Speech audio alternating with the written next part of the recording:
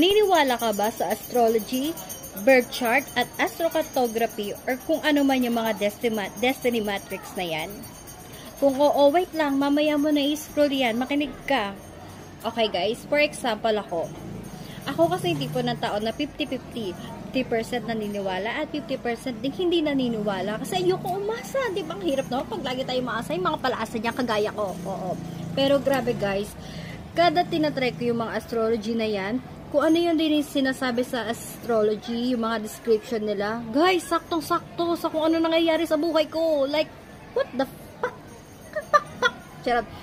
Like, what the, diba? Like, alam na alam mo yung buhay ko, Parang ikaw gumawa ng buhay ko, diba?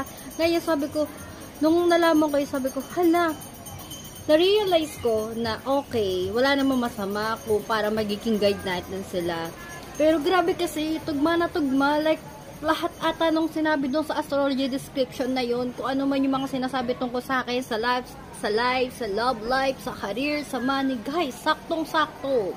Diba? Kung gusto niyo pang malaman yan, wait nyo lang, popost natin yan. Bye!